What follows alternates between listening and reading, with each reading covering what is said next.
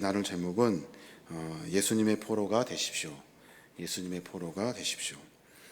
사랑하는 여러분, 사람들은 늘 어딘가에 붙들려 살고 있습니다. 여러분 그거 아십니까? 어딘가에 붙들려 살고 있는 거예요. 여러분은 지금 어디에 붙들려 살고 계십니까? 한번 생각해 보시기 바랍니다. 어디에 여러분의 희망이 있다고 생각하고 그것을 쫓으며 살고 있냐는 거예요. 꿈, 희망, 소망, 이 모든 것에 우리의 모든 것을 다 거기에 붙들려 살고 있는 겁니다. 근데 사람들을 자세히 들여다보면 우리의 꿈과 희망, 소망인 것들이 그것이 그냥 그렇게 매번 좋게 다가오는 것이 아니라 그것이 인생의 심각한 문제로 다가올 때가 참 많습니다.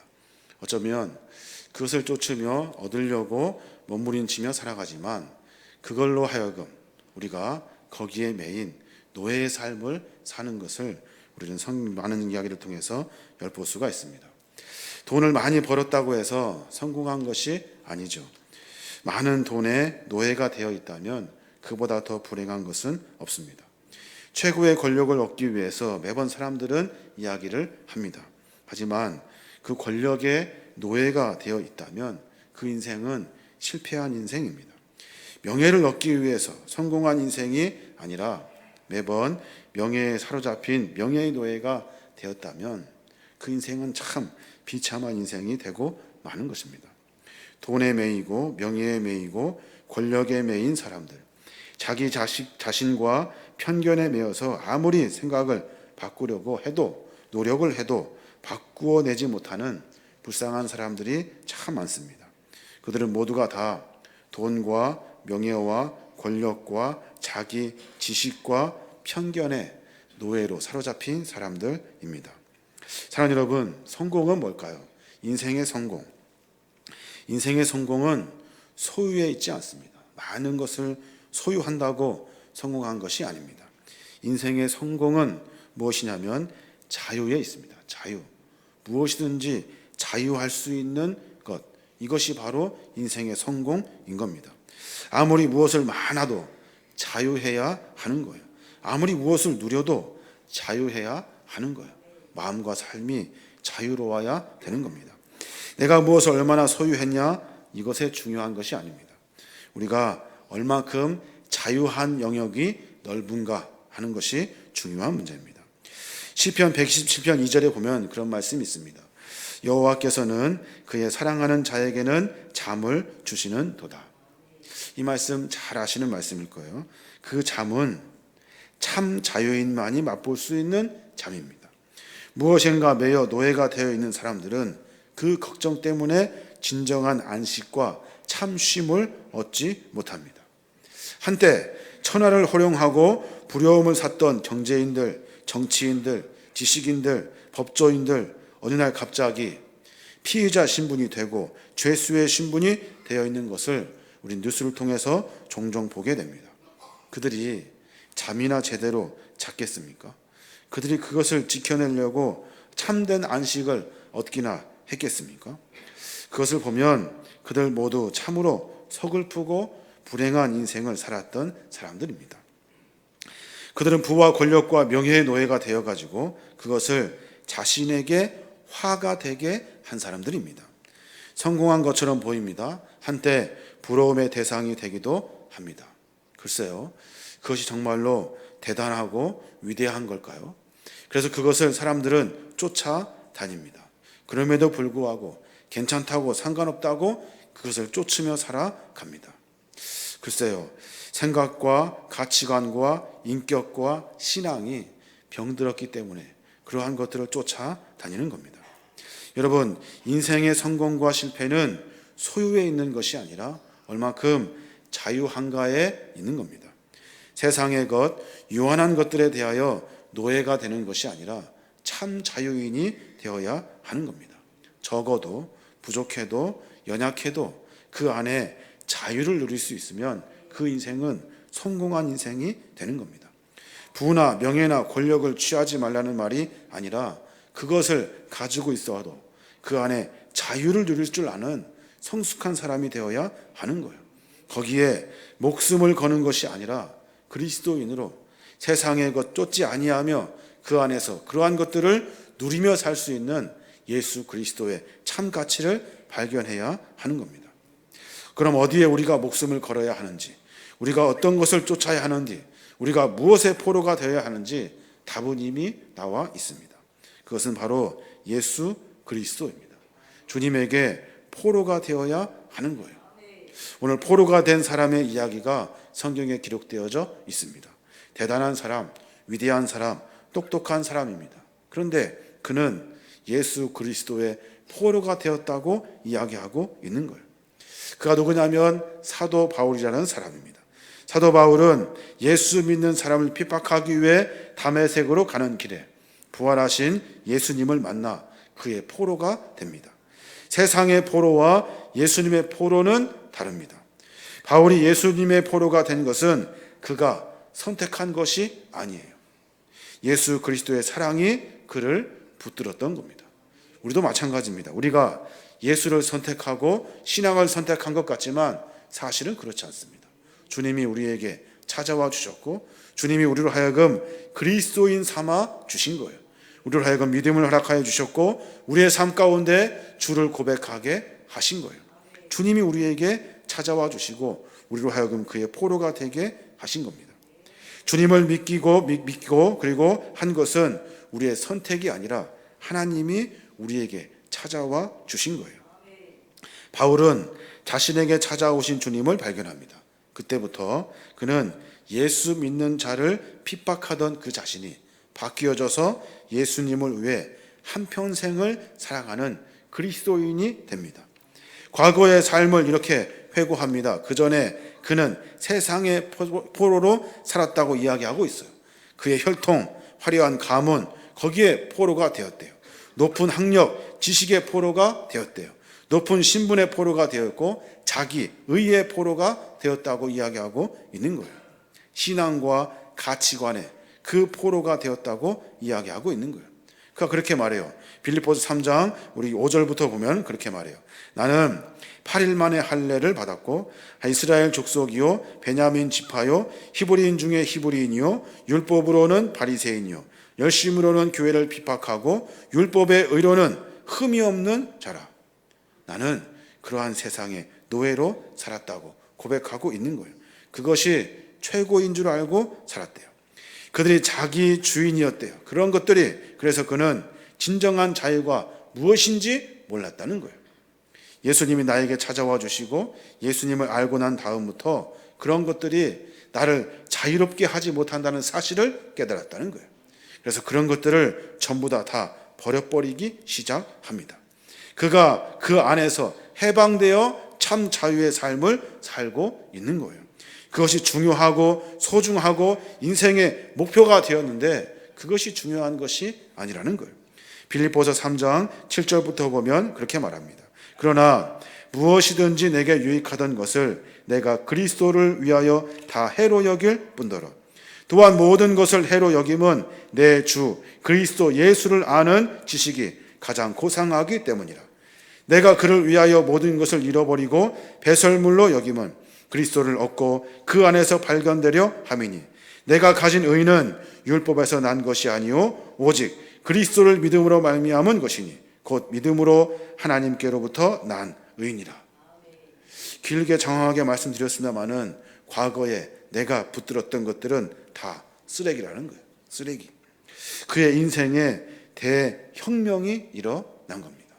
방향이 바뀌어졌어요. 지금까지 그를 지배했던 모든 것들을 다 몰아내버리고 그 안에 예수 그리스도가 그를 통치하게 되었다는 거예요.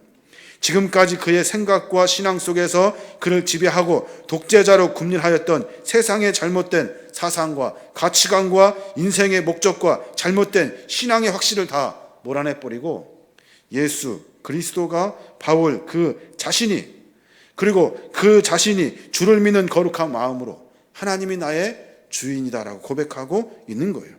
그의 사상, 가치관, 인생, 목표와 목적 모든 것을 예수 그리스도가 장악했다고 이야기하고 있는 거예요. 예수 그리스도만이 바울 자신의 주인이 되었다고 고백하고 있는 겁니다. 그래서 지금까지는 자신을 위해 살던 사람이 이제는 그리스도를 위해서 살게 되고, 목적 그 자체가 자신이 아니라 그리스도에게 포인트를 두고 살게 되었다는 거예요. 사랑하는 여러분, 기억하십시오. 자기 중심의 사람이 바뀌어져서 그리스도를 중심으로 살 때, 내가 주인이라고 생각했던 사람이 주님이 주인이라고 고백할 때, 그 사람들을 뭐라고 이야기하냐면 그리스도인이라고 말하고 있는 거예요. 그리스도인은 주인이 바뀌어진 사람이 그리스도인이에요. 삶의 가치가 바뀌어진 사람이 그리스도인인 거예요. 그리스도인이라는 말 자체는 그 속에 그리스도께 속한 사람이라는 뜻이에요. 그리스도 중심의 사람, 그리스도께 잡힌 사람, 그리스도의 지배를 받는 사람이라는 뜻이 그리스도인이라는 거예요. 바울이 그런 사람이 되었다는 거예요. 그가 그렇게 자랑하던 그의 지식, 그가 그렇게 자랑하던 그의 혈통, 자기가 지배받고 있던 많은 것, 위대하고 대단하다고 생각했던 것들을 다 버려버리고 이제 앞으로 그리스도의 지배를 받겠다고 이야기하고 있는 겁니다. 8절을 현대어 성경으로 읽어보면 그의 마음이 이해가 되는 것 같아요. 제가 한번 읽어볼게요. 내가 모든 것을 잃어버린 것처럼 여기는 것은 내가 주 그리스도 예수를 아는 지식이 훨씬 더 가치가 있기 때문입니다. 내가 모든 것을 잃어버린 것처럼 여기는 것은 그리스도 예수님의 지식의 가치가 훨씬 더 크기 때문에 그것을 쫓기 위해서 버려버린다고 이야기하고 있는 거예요. 나는 그리스도를 위해 모든 것을 잃어버렸습니다. 내가 그 모든 것을 쓰레기처럼 여기는 것은 그리스도를 얻고 그분과 완전히 하나가 되기 위한 것입니다. 내가 가지고 있었던 것, 하고 싶었던 것, 이런 것들을 다 버려버렸대요. 왜냐하면 다 쓰레기처럼 버려버리고 대신에 그리스도를 얻기 위해서, 그리스도를 얻고 그리고 내가 그리스도와 완전히 하나가 되기 위해서 내가 쫓았던 삶의 방식을 다 버려버린다는 거예요. 그는 구원자 예수 그리스도, 진리이신 예수 그리스도, 주인 되신 예수 그리스도를 아는 것이 세상의 가장 큰 가치라고 이야기하고 있는 거예요. 그래서 예수를 아는데 모든 노력과 관심을 집중시키겠다고 고백하고 있는 거예요. 예수님을 아는 것을 가장 소중하게 생각했기 때문에 다른 모든 지식과 소유를 해로운 배설물과 쓰레기로 여길 정도로 그의 삶이 바뀌어진 거예요. 예수님을 알고 나니 그분과 함께하는 것이 너무나 좋고, 예수님을 알고 나니 내 인생과 삶의 목표와 방향이 달라진 거예요. 예수님을 알고 나니 자식이 노력하여서 애써서 율법을 지켜서 내가 의인이 된 줄 알았더니 예수님을 알고 보니 주께서 나처럼 하찮은 나를, 죄 많은 나를, 죽을 수밖에 없는 나를 십자가에 달려 돌아가시고 그를 믿는 자, 그래서 나 같은 것을 구원하게 하시려고 그분이 고초를 당했다는 사실을 깨닫게 되었다는 거예요. 그 은혜, 그 감격 때문에 나는 이제 그리스도인으로 살겠다고 바울이 고백하고 있는 거예요. 그래서 그리스도가 그 무엇보다도 소중한 분임을 깨닫고 그리스도께 온전히 속한 존재가 되었다고 이야기하고 있는 거예요. 그리스도께 사로잡힌 자가 되기 위해서 전에 좋아하는 것들을 다 버려버리고, 의지했던 것들을 다 버려버리고, 쫓았던 것들을 다 버려버리고 이제는 주님을 의지하고 주님을 쫓고 주님만 바라보며 살고 있다는 거예요. 그리스도를 위해서 고난을 받고 그리스도를 위해서 헌신을 하고 그리스도를 위해서 하루를 살고 그리스도를 위해서 수고를 마다하지 않는 삶, 그 삶을 지금 바울이 살고 있는 겁니다. 그는 완전히 다시 태어난 거예요. 마치 그리스도께서 인류를 구원하기 위해 대속의 죽음을 주시고 다시 사신 것처럼, 다시 부활하셔서 우리에게 영원한 생명의 참 본을 보여주셨던 것처럼 새로운 삶을 다시 살게 되는 겁니다. 여러분, 어디에 묶여 살고 있습니까? 사도 바울은 진정 예수 그리스도에게 속한 그리스도인으로 살고자 몸부림쳤던 거예요. 세상의 것에 묶이는 것이 아니라 우리가 주님에게 묶여야 될 줄로 믿습니다. 현재 우리는 우리의 삶 가운데 다른 것을 쫓으며 살아가는 것이 아니라 오로지 예수 그리스도, 그분에게 붙어 살아야 하는 겁니다. 어디에 소속되어 있습니까? 세상에 속해 있습니까? 진정한 그리스도인은 그분, 예수 그리스도에게 속한 사람이 진정한 그리스도인이 되는 겁니다. 세상에 속한 것들에 잡혀 있단다면 세상의 노예가 돼버리고 맙니다. 노예의 삶은 불행합니다. 불행합니다. 인간은 그것들을 잡고 그것들을 붙잡고 좌지우지하며 살려고 합니다. 하지만 그런 것들은 다 유한합니다. 결국에는 끝이 있습니다. 그리고 많은 것을 가지려고 해도 다 가질 수가 없습니다. 우리를 더더욱 자유인이 되지 못하게 더 묶어버립니다. 그러나 그러한 것들을 다 내려놓고 예수 그리스도를 바라보면 세상의 것, 그런 것들보다 훨씬 더 높은 하나님의 가치를 발견하게 되면 거기서 세상의 것에서 자유로워지게 되는 겁니다. 나의 진정한 주인이 누구입니까? 나의 진정한 주인, 나를 죄에서 구원하신 예수 그리스도인 줄로 믿습니다.